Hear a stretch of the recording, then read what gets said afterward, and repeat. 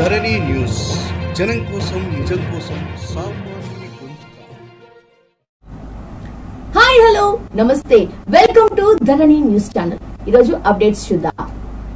Justice D Y Chandrachud जी, attorney general Shri के वेणुगोपाल जी, supreme court bar association के अध्यक्ष श्रीमान विकास सिंह जी और देश के न्याय व्यवस्था से जुड़े देवियों और सज्जनों, आज सुबह मैं विधायिका और कार्यपालिका के साथियों के साथ था और अब न्यायपालिका से जुड़े आप सभी विद्वानों के बीच में हूं. हम सभी की अलग अलग भूमिकाएं, अलग अलग जिम्मेदारियां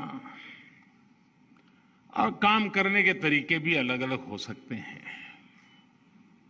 लेकिन हमारी आस्था, हमारी प्रेरणा, हमारी ऊर्जा का स्रोत एक ही है, हमारा संविधान. मुझे खुशी है कि आज हमारी ये सामूहिक भावना संविधान दिवस पर इस आयोजन के रूप में व्यक्त हो रही है. हमारे संवैधानिक संकल्पों को मजबूत कर रही है. इस कार्य से जुड़े सभी लोग अभिनंदन के अधिकारी हैं. माननीय, आजादी के लिए जीने मरने वाले लोगों ने जो सपने देखे थे, उन सपनों के प्रकाश में और हजारों साल की भारत की महान परंपरा को संजोए हुए हमारे संविधान निर्माताओं ने हमें संविधान दिया. सैकड़ों वर्षों की गुलामी ने भारत को अनेक मुसीबतों में झोंक दिया था. किसी युग में सोने की चिड़िया कहा जाने वाला भारत गरीबी, भूखमरी, बीमारी से जूझ रहा था. इस पृष्ठभूमि में देश को आगे बढ़ाने में संविधान हमेशा हमारी मदद करता रहा है. लेकिन आज दुनिया के अन्य देशों की तुलना में देखें तो जो देश भारत के करीब करीब साथ ही आजाद हुए, वो आज हमसे काफी आगे है. यानी अभी बहुत कुछ किया जाना बाकी है. हमें मिलकर लक्ष्य तक पहुंचना है. हम सभी जानते हैं हमारे संविधान में इंक्लूजन पर कितना जोर दिया गया है, लेकिन यह भी सच्चाई रही है कि आजादी के इतने दशकों के बाद भी बड़ी संख्या में देश के लोग एक्सक्लूजन को भोगने के लिए मजबूर रहे हैं. वो करोड़ों लोग जिनके घरों में शौचालय तक नहीं था, वो करोड़ों लोग जो बिजली के अभाव में अंधेरे में अपनी जिंदगी बिता रहे थे, वो करोड़ों लोग जीवन का सबसे बड़ा संघर्ष घर के लिए थोड़ा सा पानी जुटाना था. उनकी तकलीफ, उनका दर्द समझकर उनका जीवन आसान बनाने के लिए खुद को खपा देना मैं संविधान का असली सम्मान मानता हूं. और इसलिए आज मुझे संतोष है कि देश में संविधान की इस मूल भावना के अनुरूप एक्सक्लूजन को इंक्लूजन में बदलने का भगीरथ अभियान तेजी से चल रहा है। और इसका जो सबसे बड़ा लाभ क्या हुआ है, ये भी हमें समझना होगा। जिन 2 करोड़ से अधिक गरीबों को आज अपना पक्का घर मिला है, जिन 8 करोड़ से अधिक गरीब परिवारों को उज्ज्वला योजना के तहत मुफ्त गैस कनेक्शन मिला है, जिन 50 करोड़ से अधिक गरीबों को बड़े से बड़े अस्पताल में 5 लाख रुपए तक का मुफ्त इलाज सुनिश्चित हुआ है, जिन करोड़ों गरीबों की पहली बार बीमा और पेंशन जैसी बुनियादी सुविधाएं मिली है, उन गरीबों के जीवन की बहुत बड़ी चिंता कम हुई है। ये योजनाएं उनके लिए बड़ा संबल बनी है। इसी कोरोना काल में पिछले कई महीनों से 80 करोड़ से अधिक लोगों को मुफ्त अनाज सुनिश्चित किया जा रहा है। प्रधानमंत्री गरीब कल्याण अन्न योजना पर सरकार 2,60,000 करोड़ रुपए से अधिक खर्च करके गरीबों को मुफ्त अनाज दे रही है। अभी कल ही हमने इस योजना को अगले मार्च महीने तक के लिए बढ़ा दिया है। हमारे जो डायरेक्टिव प्रिंसिपल्स हैं वो कहते हैं citizens, man and women equally have the right to an adequate means of livelihood. वो इसी भावना का ही तो प्रतिबिंब है। आप सभी ये मानेंगे कि जब देश का सामान्य मानवी,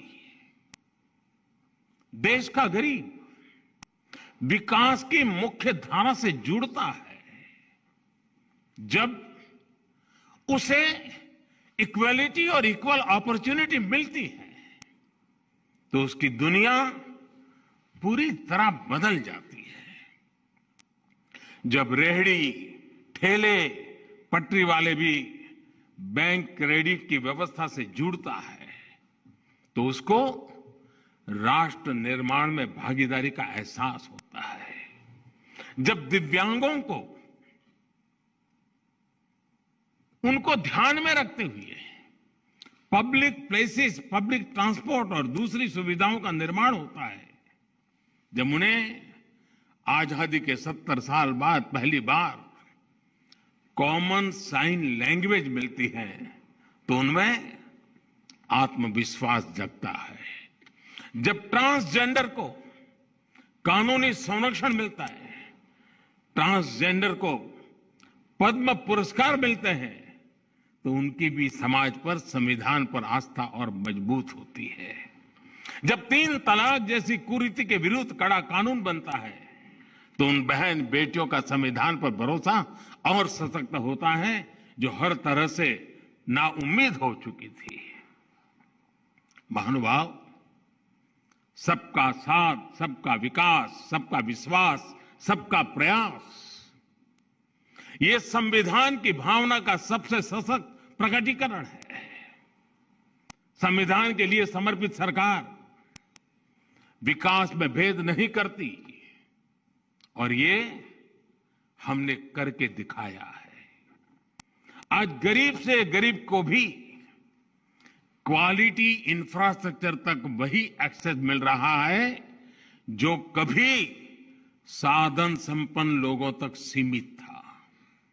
आज लद्दाख, अंडमान और निकोबार, नॉर्थ ईस्ट के विकास,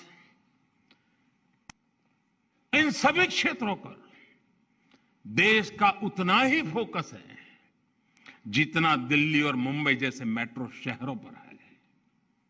लेकिन इन सब के बीच मैं एक और बात की तरफ आपका ध्यान दिलाऊंगा। आपने भी जरूर अनुभव किया होगा कि जब सरकार किसी एक वर्ग के लिए, किसी एक छोटे से टुकड़े के लिए कुछ करती है, तो बड़ी उदारवादी कहलाती है। उसकी बड़ी प्रशंसा होती है कि उनके लिए कुछ किया। लेकिन मैं हैरान हूं, कभी कभी हम देखते हैं कोई सरकार एकाध राज्य के लिए कुछ कर ले, कुछ राज्य की भलाई का कोई काम करते हैं तो भी वाहवाही हो जाती है। लेकिन जब सरकार सबके लिए करती है, हर नागरिक के लिए करती है, हर राज्य के लिए करती है, तो उसे उतना महत्व नहीं दिया जाता जिसका कभी कभी तो उसका जिक्र तक नहीं होता है। सरकार की योजनाओं से कैसे हर वर्ग का, हर राज्य का समान रूप से भला हो रहा है, इस पर उतना ध्यान नहीं दिया जाता है। पिछले 7 वर्षों में हमने बिना भेदभाव के, बिना पक्षपात के विकास के हर व्यक्ति, हर वर्ग और देश के हर कोने तक पहुंचाने का प्रयास किया है। इस साल 15 अगस्त को मैंने गरीब कल्याण से जुड़ी योजनाओं के सैचुरेशन की बात कही और इसके लिए हम मिशन मोड पर जुटे भी हैं। सर्वजन हिताय, सर्वजन सुखाय, इस मंत्र को लेकर के कार्य करने का हमारा प्रयास है। आज इससे देश की तस्वीर कैसे बदली है, ये हमें हाल के national family health survey report में भी दिखाई देता है। इस रिपोर्ट के बहुत से तथ्य इस बात को सिद्ध करते हैं कि जब नेक नियत के साथ काम किया जाए, सही दिशा में आगे बढ़ा जाए और सारी शक्ति जुटाकर लक्ष्य को प्राप्त करने का प्रयास किया जाए तो सुखद परिणाम अवश्य आते हैं। जेंडर इक्वालिटी की बात करें तो पुरुषों की तुलना में बेटियों की संख्या बढ़ रही है। गर्भवती महिलाओं को अस्पताल में डिलीवरी की ज्यादा अवसर उपलब्ध हो रहे हैं। इस वजह से माता मृत्यु दर, शिशु मृत्यु दर पर कम हो रही है। और भी बहुत सारे इंडिकेटर ऐसे हैं जिस पर हम एक देश के रूप में बहुत अच्छा कर रहे हैं। इन सभी इंडिकेटर्स में हर परसेंटेज पॉइंट की बढ़ोतरी सिर्फ एक आंकड़ा भर नहीं है, ये करोड़ों भारतीयों को मिल रहे उनके हक का प्रमाण है। ये बहुत आवश्यक है कि जन कल्याण से जुड़ी योजनाओं का पूरा लाभ लोगों को मिले, इंफ्रास्ट्रक्चर से जुड़ी परियोजनाओं समय पर पूरी हो। किसी भी कारण से हुई अनावश्यक देरी नागरिक को उसके हक से वंचित रखती है। मैं गुजरात का रहने वाला हूं तो मैं सरदार सरोवर डैम का उदाहरण देना चाहता हूं। सरदार वल्लभ भाई पटेल ने मां नर्मदा पर इस तरह के डैम का सपना देखा था। पंडित नेहरू ने इसका शिलान्यास किया था, लेकिन ये परियोजना दशकों तक अपप्रचार में फंसी रही, पर्यावरण के नाम पर चले आंदोलन में फंसी रही, न्यायालय तक इसमें निर्णय लेने में हिचकिचाते रहे। वर्ल्ड बैंक ने भी इसके लिए पैसे देने से मना कर दिया था। लेकिन उसी नर्मदा के पानी से कच्छ में जो विकास हुआ, विकास का कार्य हुआ, आज हिंदुस्तान के तेज गति से आगे बढ़ रहे डिस्ट्रिक्ट में कच्छ जिला है। कच्छ को इस एक प्रकार के रेगिस्तान जैसा इलाका, तेज गति से विकसित होने वाले क्षेत्रों में उसकी जगह बन गई है। कभी रेगिस्तान के रूप में जाने जाने वाला कच्छ, पलायन के लिए पहचान जाने वाला कच्छ, आज एग्रो एक्सपोर्ट की वजह से अपनी पहचान बना रहा है। इससे बड़ा ग्रीन अवार्ड और क्या हो सकता है? माननीय भारत के लिए और विश्व के अनेक देशों के लिए, हमारी अनेक पीढ़ियों के लिए उपनिवेशवाद, कॉलोनियलिज्म, उपनिवेशवाद की बेड़ियों में जकड़े हुए जीना एक मजबूरी थी। भारत की आजादी के समय से पूरे विश्व में एक पोस्ट कॉलोनियल कालखंड की शुरुआत हुई। अनेकों देश आजाद हुए। आज पूरे विश्व में कोई भी ऐसा देश नहीं है जो प्रकट रूप से किसी अन्य देश के उपनिवेश के रूप में एग्जिस्ट करता है। लेकिन इसका मतलब यह नहीं है कि उपनिवेशवादी मानसिकता, कॉलोनियल माइंडसेट समाप्त हो गया है। हम देख रहे हैं कि हम मानसिकता अनेक विकृतियों को जन्म दे रही है। इसका सबसे स्पष्ट उदाहरण हमें विकासशील देशों की विकास यात्राओं में आ रही बाधाओं में दिखाई देता है। जिन साधनों से, जिन मार्गों पर चलते हुए विकसित विश्व आज के मुकाम पर पहुंचा है, आज वही साधन, वही मार्ग विकासशील देशों के लिए बंद करने के लिए प्रयास किए जाते हैं। पिछले दशकों में इसके लिए अलग अलग प्रकार की शब्दावली का जाल रचाया जाता है, लेकिन उद्देश्य एक ही रहा है, विकासशील देशों की प्रगति को रोकना। आजकल हम देखते हैं कि पर्यावरण के विषय को भी इसी काम के लिए हाईजैक करने का प्रयास हो रहा है। कुछ सप्ताह पहले हमने COP26 समिट में इसका जीवंत उदाहरण देखा है। अगर एब्सोल्यूट क्यूमुलेटिव एमिशंस की बात करें तो विकसित देशों ने मिलकर 1850 से अब तक, 1815 से अब तक भारत से 15 गुना अधिक उत्सर्जन किया है। अगर हम पर कैपिटा बेसिस की बात करें तो भी विकसित देशों ने भारत के मुकाबले 15 गुना अधिक उत्सर्जन किया है। अमेरिका और यूरोपीय संघ ने मिलकर भारत की तुलना में 11 गुना अधिक एब्सोल्यूट क्यूमुलेटिव एमिशन किया है। इसमें भी पर कैपिटा बेसिस को आधार बनाए तो अमेरिका और यूरोपीय संघ ने भारत की तुलना में 20 गुना अधिक उत्सर्जन किया है। फिर भी आज, और हमें गर्व है, भारत जिसकी सभ्यता और संस्कृति में ही प्रकृति के साथ जीने की प्रवृत्ति है, जहां पत्थरों में, पेड़ों में, प्रकृति के कण कण में, जहां पौधे में भी परमात्मा देखा जाता है, उसका स्वरूप देखा जाता है, जहां धरती को मां के रूप में पूजा जाता है, उस भारत को पर्यावरण संरक्षण के उपदेश सुनाए जाते हैं।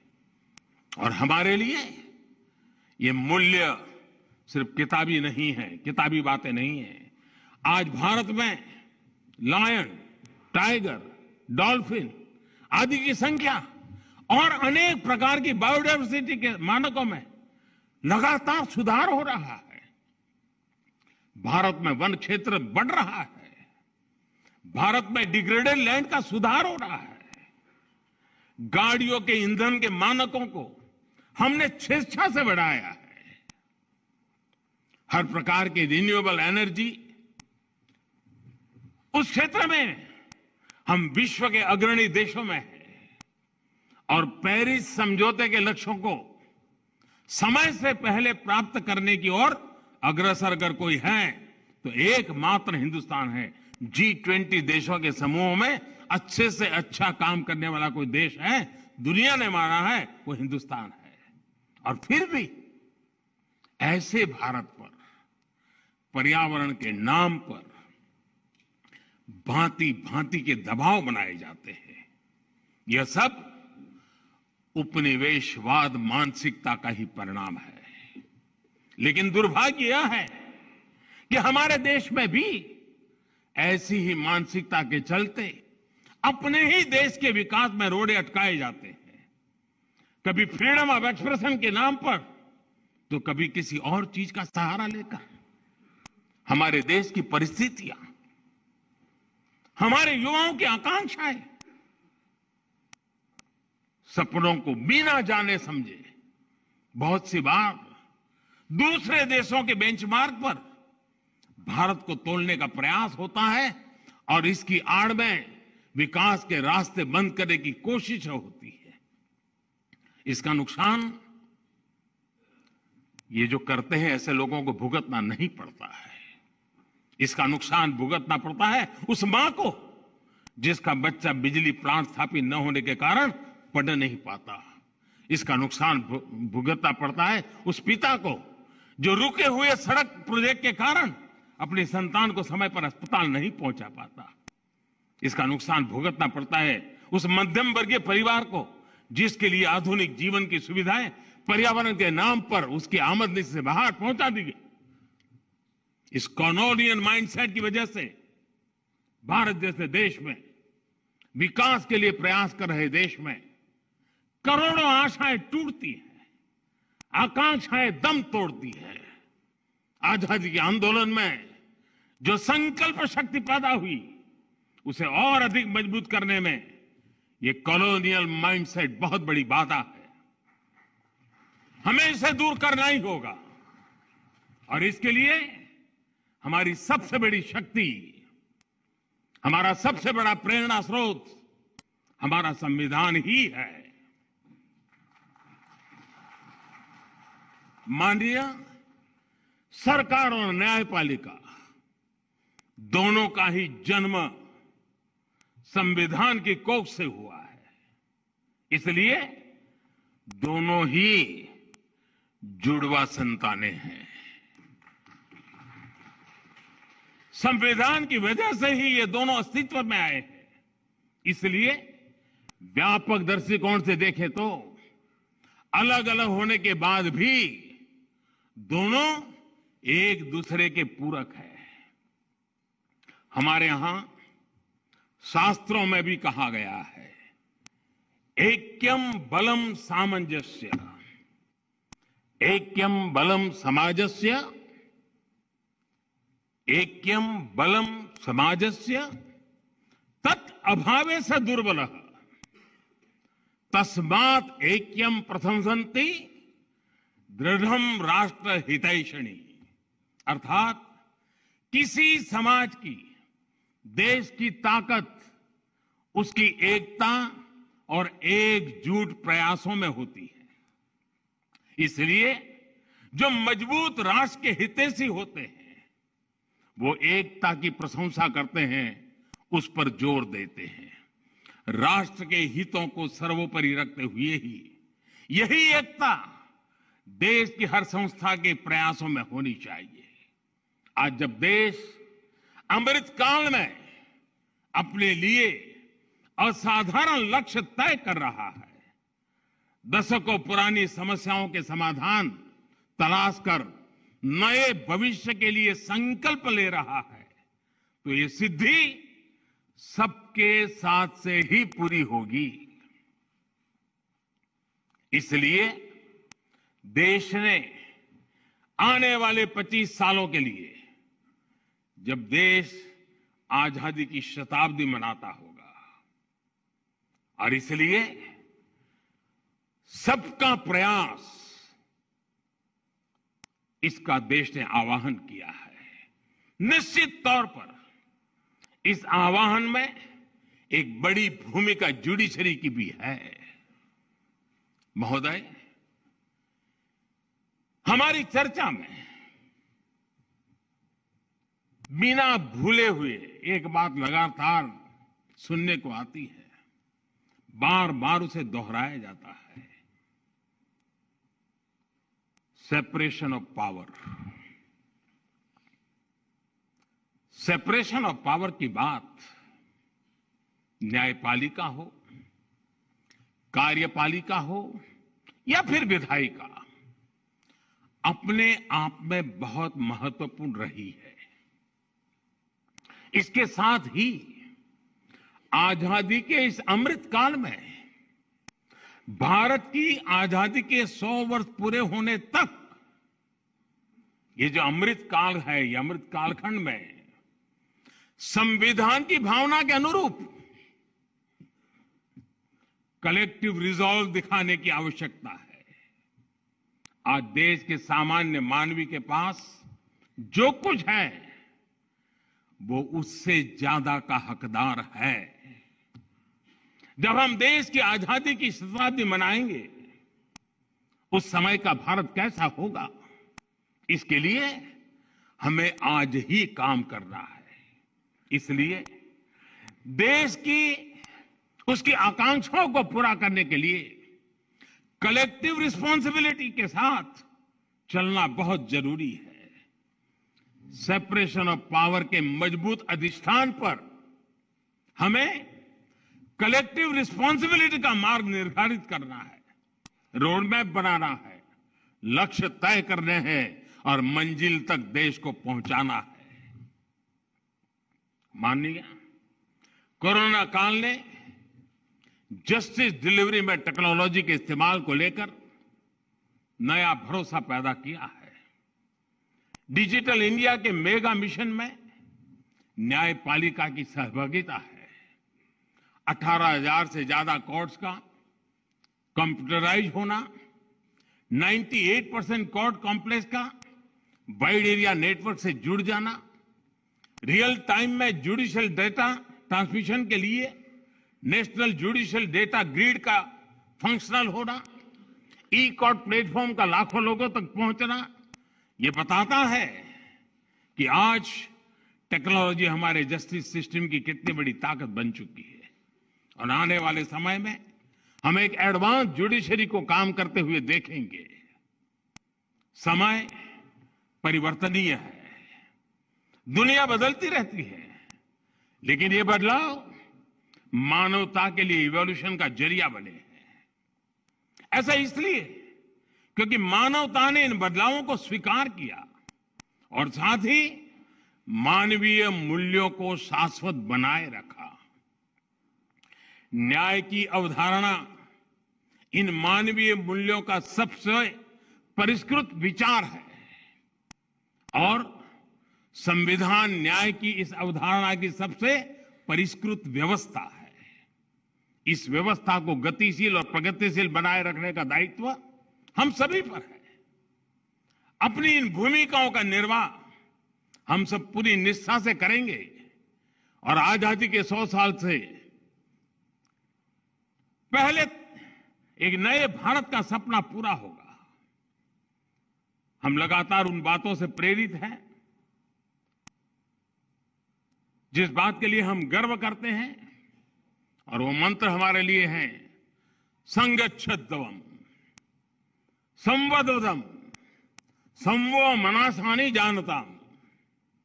हमारे लक्ष्य समान हो, हमारे मन समान हो और हम साथ मिलकर उन लक्ष्यों को प्राप्त करें।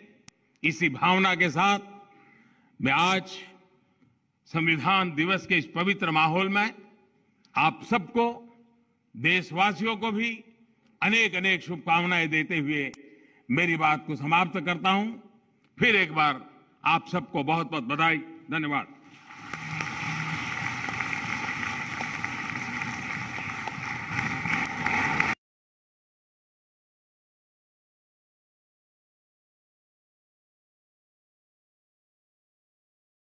మరిన్ని ఇంట్రెస్టింగ్ న్యూస్ కోసం చూస్తూనే ఉండండి ధరణి టీవీ.